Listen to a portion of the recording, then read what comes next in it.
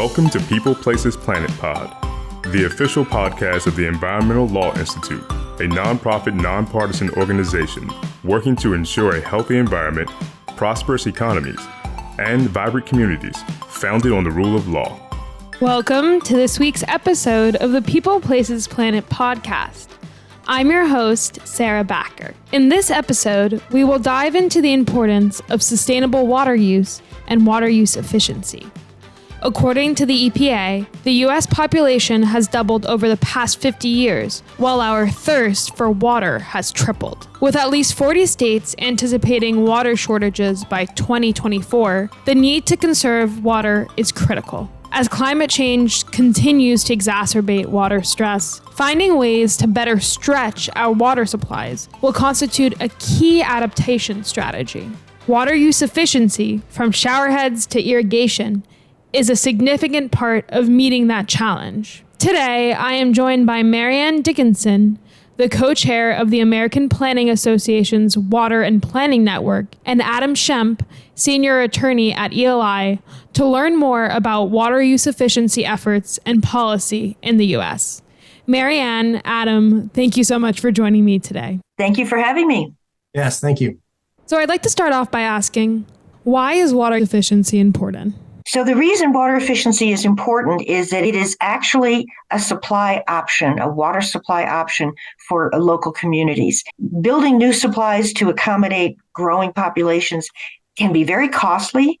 They often have great environmental impacts if you're moving water across watershed boundaries. And these supply solutions take decades to complete. They can be very expensive. Whereas water efficiency can be done immediately, can yield savings that can be applied to new growth elsewhere in the system. It is very much a cost-effective strategy for water utility. To give you an example, the city of Los Angeles, by investing in water efficiency and conservation programs, uses now in 2023 the same amount of water that they used in 1970 with 1.5 million more people. So water efficiency is a very important strategy in terms of accommodating growth, accommodating good, efficient system management at the water utility level. And it's a much cheaper alternative than new supplies like reservoir building, desalination, or any other type of large water supply project.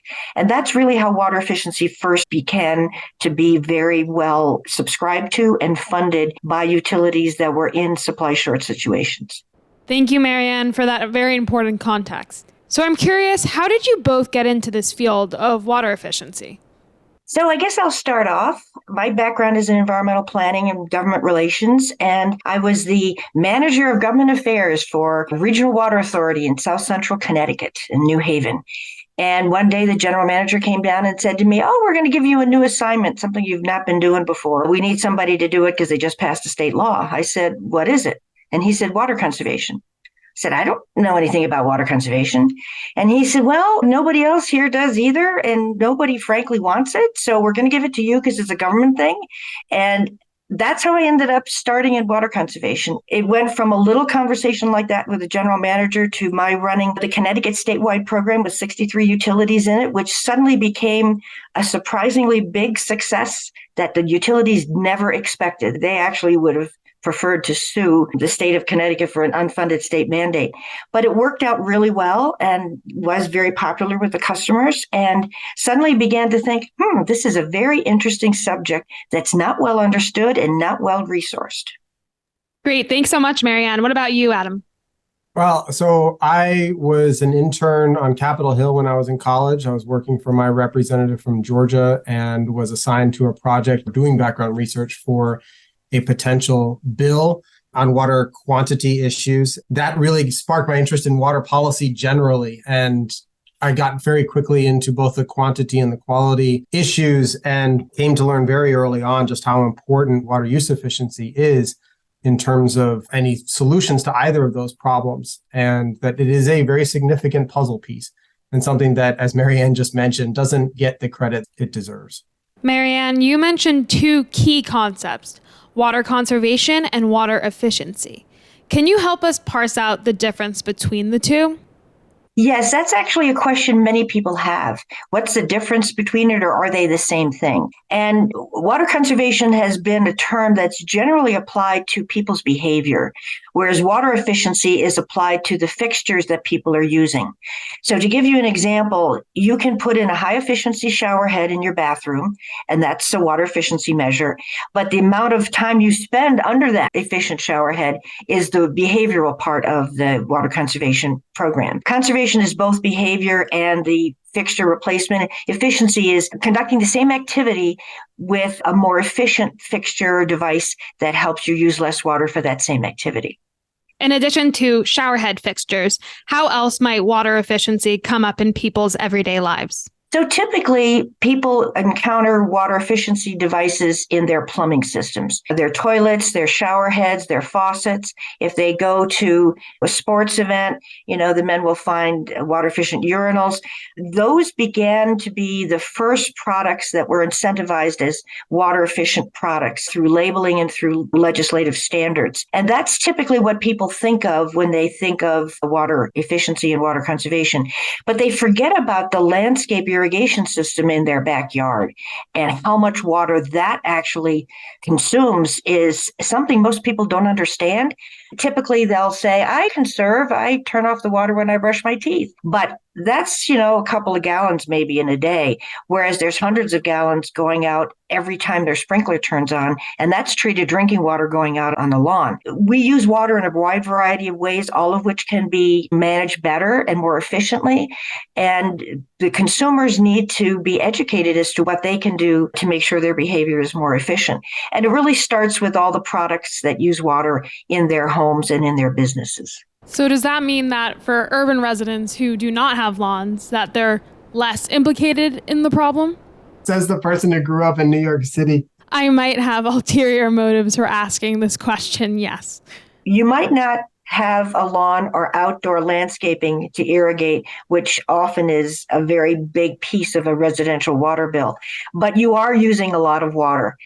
People really don't realize how much water their toilet uses and their washing machine uses. Those are very big water users. And so replacing those fixtures, making them more efficient, making sure that behaviorally you're only washing full loads of laundry, you're only in the shower for a very short period of time, not 20 minutes. Those are all very important strategies that even the urban dweller that has no outdoor landscaping can think about. But I know lots of urban dwellers that have landscape areas on their decks, and they have potted plants, and they have all kinds of exotic flowers that they're growing, and they're watering those too. So you'd be surprised how much water people use that they are not really aware of. My favorite story I like to tell about this is the East Bay Municipal Utility District in California did an on-the-street survey, asking customers on the street, how much water does your house use? The standard answer was 25 gallons a day for a family of 4. When told it was maybe 8 times, 10 times that, their answer was, oh, we don't use that much water. Oh, but my neighbor does. So I think there is really a very poor understanding of how much water people use, no matter where they live and what kind of dwelling they live in. And that's part of what we need to do in terms of education of not only school children, but adults as to what role they have in controlling their own level of water consumption. This all seems very concrete, much like energy efficiency, actually. But why hasn't water use efficiency gotten as much traction? Well, it's funny. When I first started working in water efficiency after standards for toilets were passed at the federal level, I couldn't tell people when I was flying on a plane what I did for a living, because I got everybody's toilet story. Everybody is a water conservation expert if they've had any kind of a problem with their toilet. But really, we have had issues with plumbing for 100 years. It's not something new with water efficiency. And that's the biggest misconception. People think that the high efficiency fixtures do not work.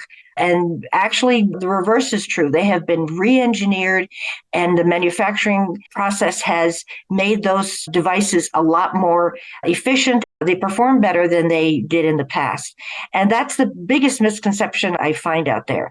People think they have to have a lot of water to get their toilet to flush properly, and that's simply not true. They think they have to have a lot of water in their backyard to keep keep their lawn green. And as their lawn yellows because it's actually being overwatered, they end up applying more water to it because they think it needs more water. There's really a big misunderstanding about how much water is needed to achieve all the various different purposes in the home. And as we consider legislative standards for all these devices, there's often pushback even from the plumbing industry because they're concerned that the consumers will not understand that these devices will actually work. And so that's the biggest misconception that we find out there. It's ended up in political discussions, it's ended up in community discussions, and we want water efficiency to be thought of in a positive vein, and these misconceptions actually get in the way of that. To answer your question about why isn't it more like energy efficiency is a little easier to understand, mainly because energy is delivered to the house. It's very clear how much you turn on your lights, you turn off your lights.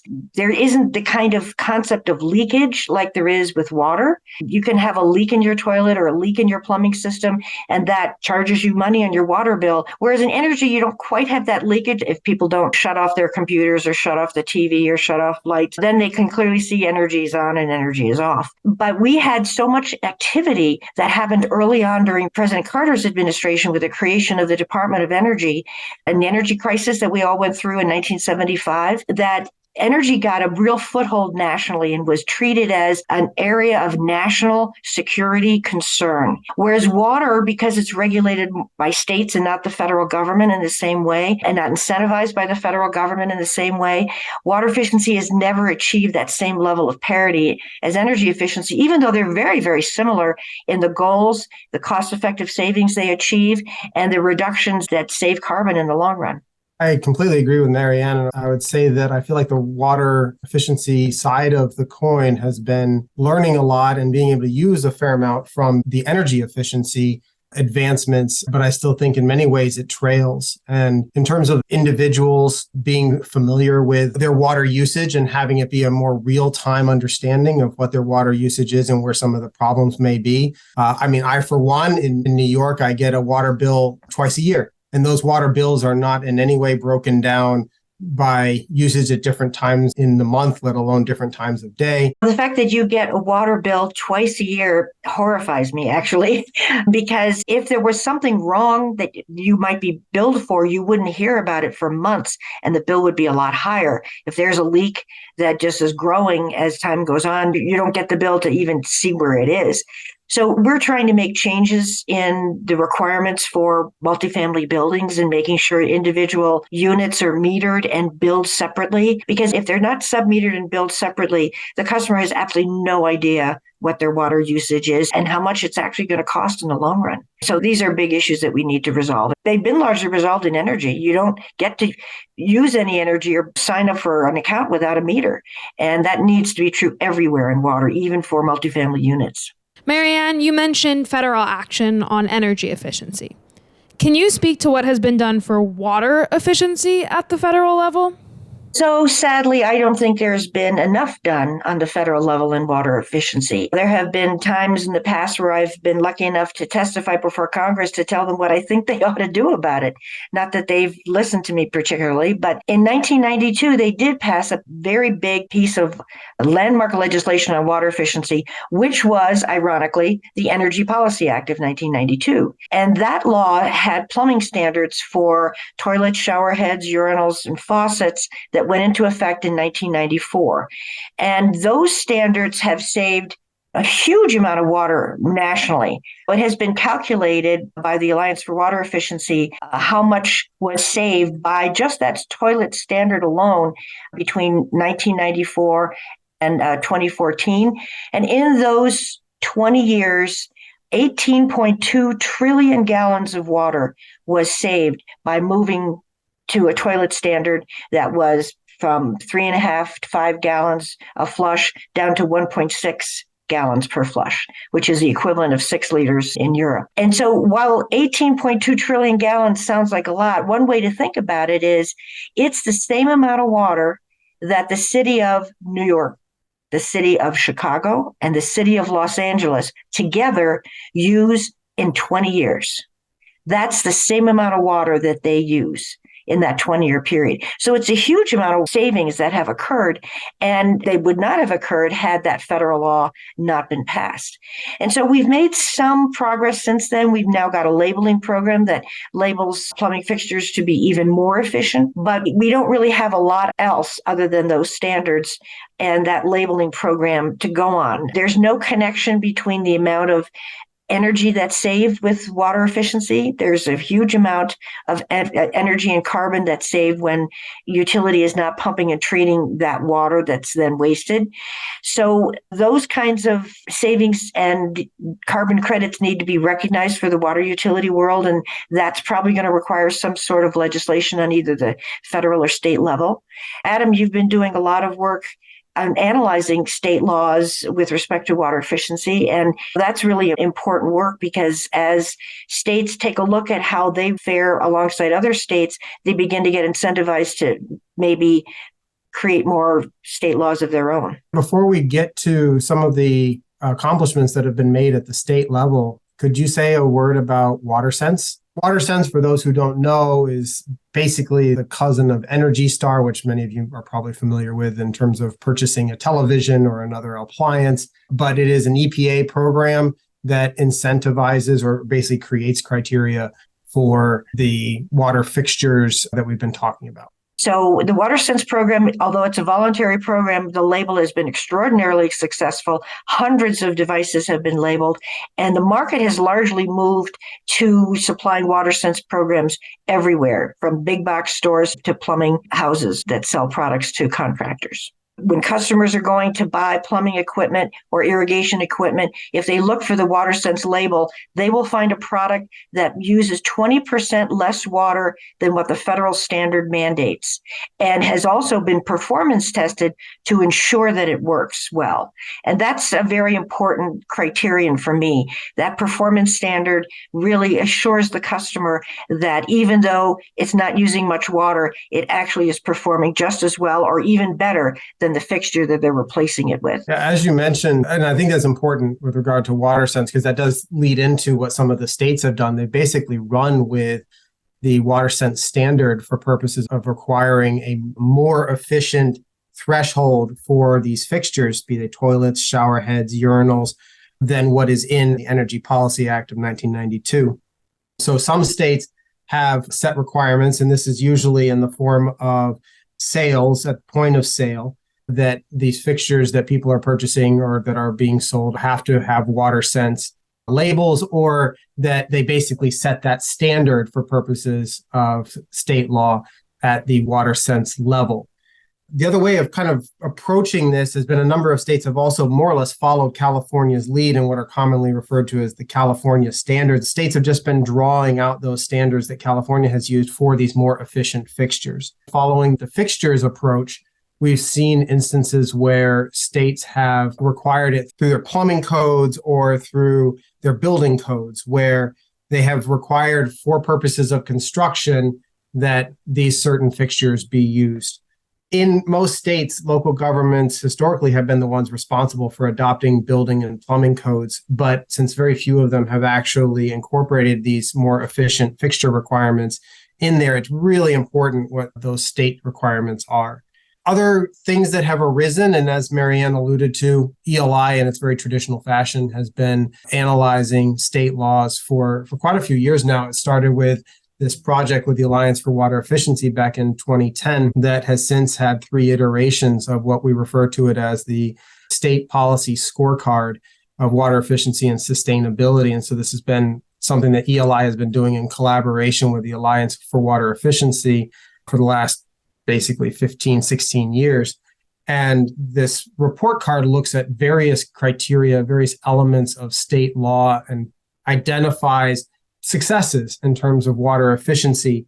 So in addition to the fixture requirements, some of the other things that we have looked for are financial support and technical assistance for water utilities and their conservation programs. We also provide scoring with regard to the requirements that water suppliers implement rate structures that encourage conservation. Again, going to Mary Ann's point about that distinction between water use efficiency and conservation. But what are the practices and how do the rate structures encourage lower water use?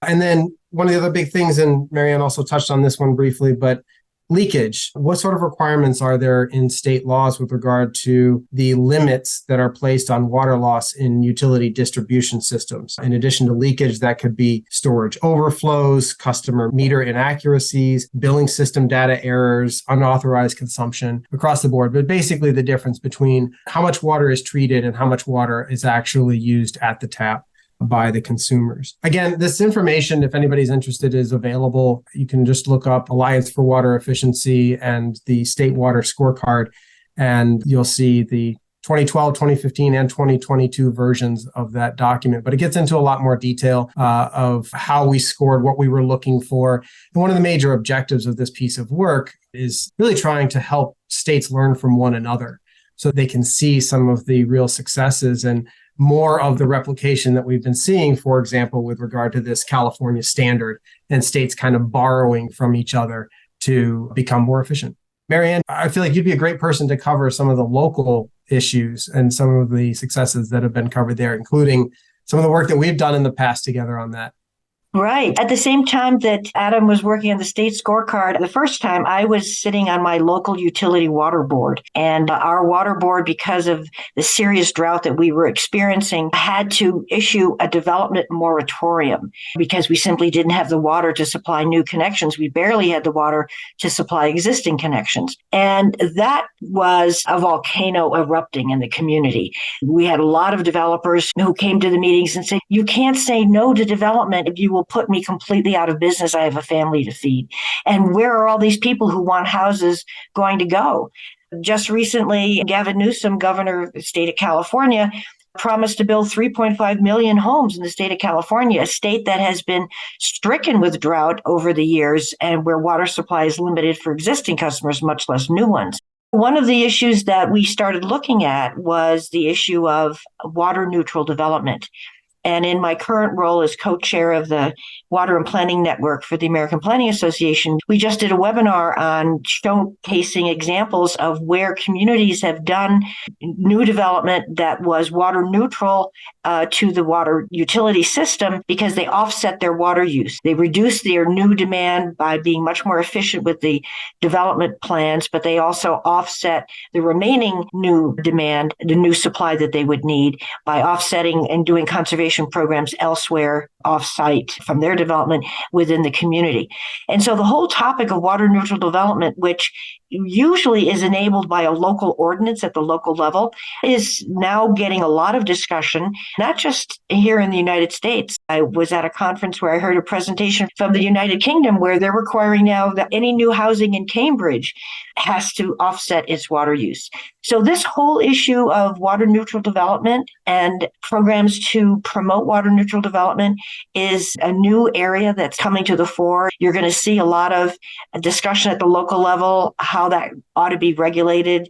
And so what Adam mentioned was a project that we worked on together called NetBlue that developed a model ordinance, offset methodology, outreach strategies to developers and consumers. It's a whole free toolkit program that can help communities design a local program that will meet their needs for what they want to achieve and the amount of water neutrality or even water positivity that they want to encourage from their development. So development can go forward if it meets these terms and conditions, and we don't have to face a situation where we have a moratorium again in the future. One thing I'll mention for any policy wonks, one of the unique things about that model ordinance was that because the circumstances were just so different in a lot of the communities that we were looking at and that for which this would apply, both in terms of why there was the pressure on their water supplies, as well as what some of the opportunities might be for addressing it.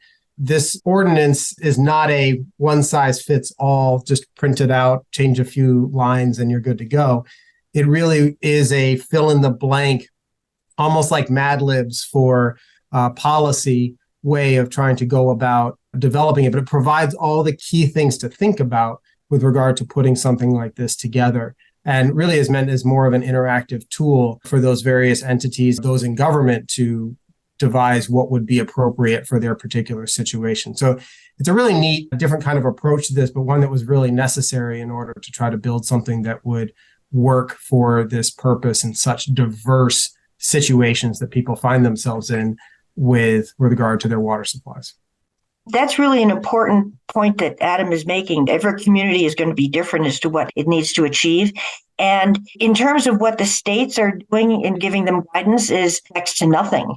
There are only 9 states in the country that require that the water suppliers incorporate land use planning into their water plans. And what that means is that local communities have been kind of struggling with these issues all on their own. And the Water and Planning Network, which I co-chair, is also a free network that anyone can join. We did do a webinar on the water neutral development and the ordinance that Adam just described.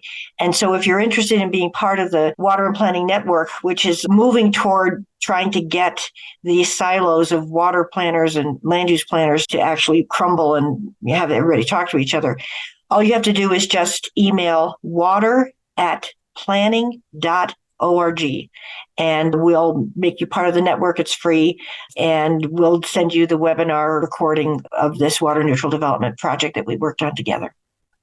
And I'd also mention with regard to this net blue water lower consumption approach that there are some jurisdictions out there that have had some success with it. It implemented it and there is progress. So in addition to getting involved in the network, which will be linked in the description of this episode along with other resources, Mary Ann, how can our listeners get involved in improving water efficiency in their communities? That's a great question because water issues have not been well discussed at the community level. They tend to be raised only at maybe the state level or at a regional level if the water supplies are coming from watersheds that are in a far distance. We tend not to think about the fact that the water we're consuming often is coming from a local watershed. Texas developed a program that they called Water IQ, which was testing whether people knew where their water came from.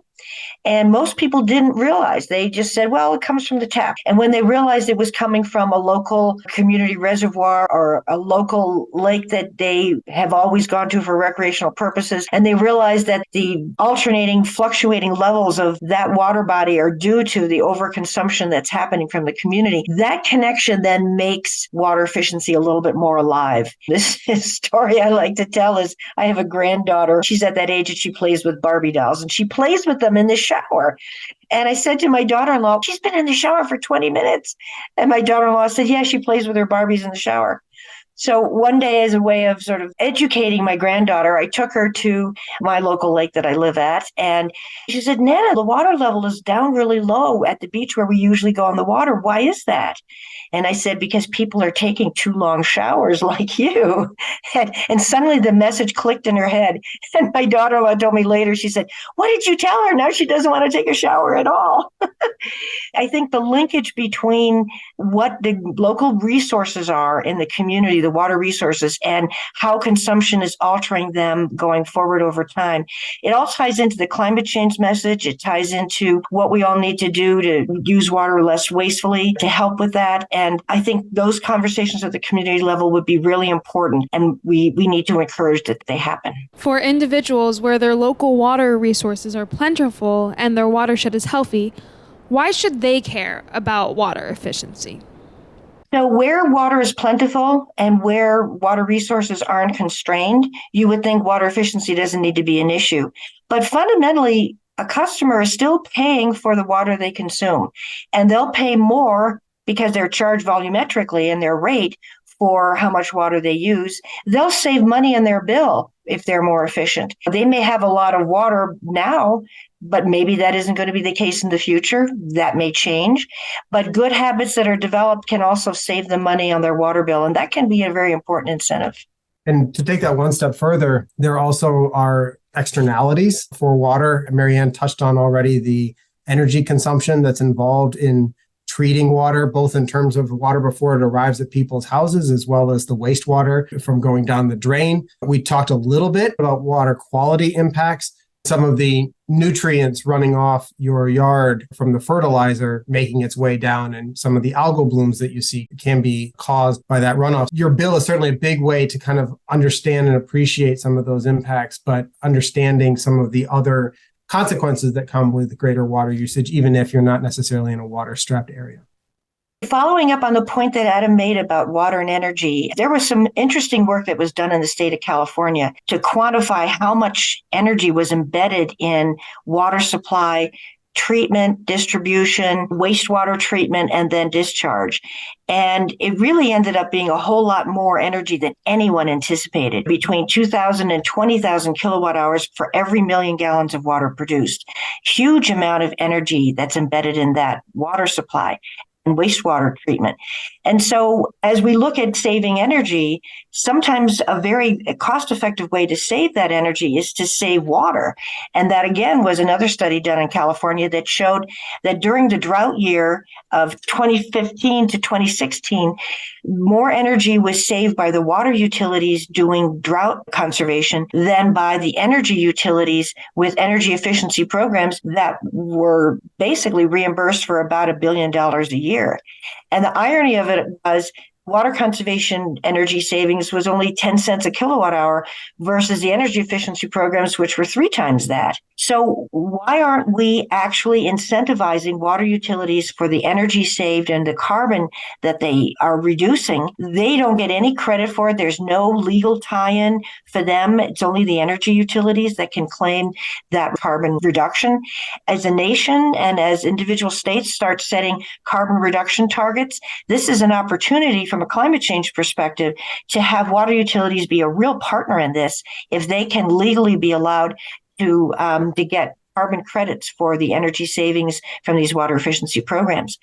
Because as we all know, as climate change is rapidly changing our lives and our weather patterns and the way water is being used, it clearly is an important adaptation strategy as well as a mitigation strategy. And this is something we need to pay a whole lot more attention to on the federal level. Well, Mary Ann, Adam, thank you so much for joining me today. This was a really informative conversation about how water efficiency can help save water and promote sustainable water use. And now I'm going to go check that the products that I use have the WaterSense label. Thank you for tuning in to People, Places, Planet Pod, brought to you by the Environmental Law Institute. We would like to hear from you, so please send us your questions, comments, and ideas to podcast@eli.org. And if you're interested in learning more about our work, attending one of our events, reading our publications, or becoming a member, please visit our website at www.eli.org.